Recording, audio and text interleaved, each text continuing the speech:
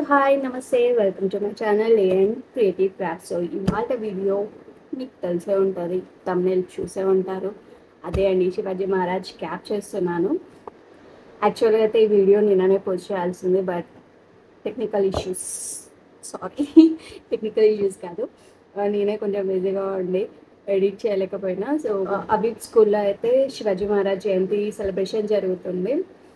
వాళ్ళు కాస్ట్యూమ్ వేసుకొని రమ్మన్నారు, శివాజీ మహారాజ్ కాస్ట్యూమ్ వేసుకొని రమ్మన్నారు. నేను యాక్చువల్గా ఆన్లైన్లో కూడా చెక్ చేశాను, but it's two cost 1500. So it is two cost. One డేకి నేను 1500 పే చేయడం అంటే చాలా కష్టం. సో నేనేం చేశాను, జస్ట్ క్యాపే కదా, జస్ట్ క్యాపే చేయడం కదా, ముందే చేసేస్తే అయిపోతుంది, ఇంట్లో చేసేస్తే అయిపోతుంది అనేసి I did. So let's see how I did the. First అయితే ఒక థిక్ షీట్ తీసుకోండి. నేను ఇక్కడ అమెజాన్ కవర్ తీసుకున్నాను, దాన్ని కోన్ షేప్లో రోల్ చేసేసుకోవాలి. ఇక్కడ పెన్సిల్ తోటి మార్కింగ్ చేస్తున్నాను సో దట్ రౌండ్ షేప్ రావడానికి. తర్వాత కట్ చేసేసుకోవాలి.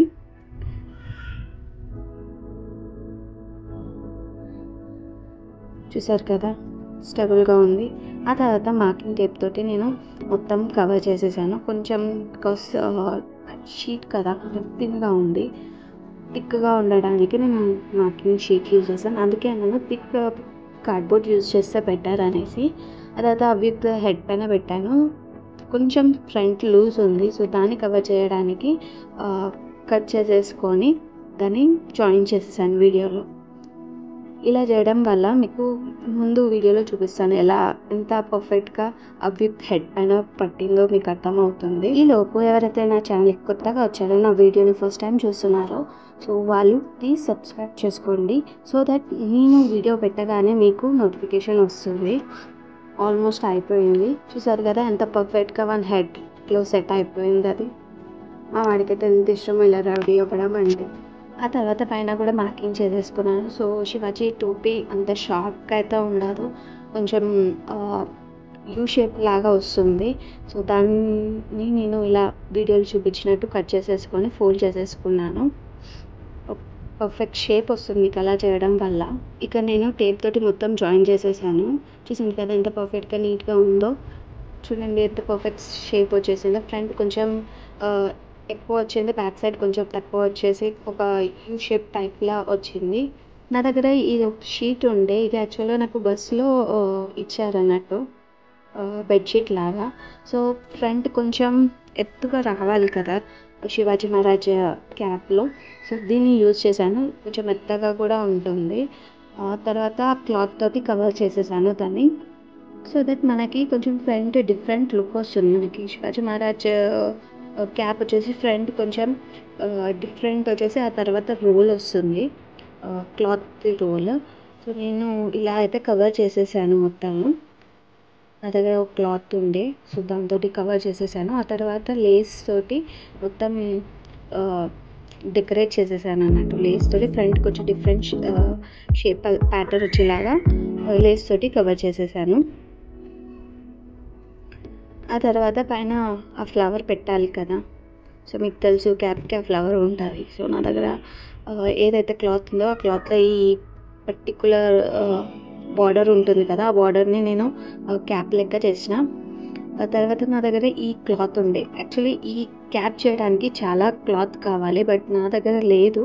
సో స్మాల్ అమౌంట్ ఉంటే దాన్ని నేను ఇందాక చూపించాను కదా మీకు, బెడ్షీట్ లాగా ఉండే ఆ కాటన్ని, దాన్ని రోల్ చేసి తర్వాత దీన్ని రోల్ చేసేసాను. సో దట్ నాకు ఎక్కువ క్లాత్ పట్టలేదు.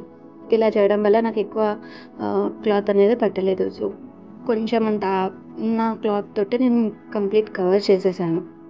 So this is the final look. Final కూడా కాదు, జస్ట్ క్యాప్ లుక్. ఆ తర్వాత నేను పూసలతోటి డెకరేట్ చేసేసాను. ఇది వచ్చేసి చైన్ అవ్యక్త డ్రెస్ కొన్నప్పుడు నాకు ఈ చైన్ వచ్చింది. సో ఆ డ్రెస్ మీద ఉన్న చైన్ని ఇలా యూజ్ చేసేసాను. ఇదండి ఫైనల్ లుక్. ఐ హోప్ పర్ఫెక్ట్గా వచ్చిందని అనుకుంటాను.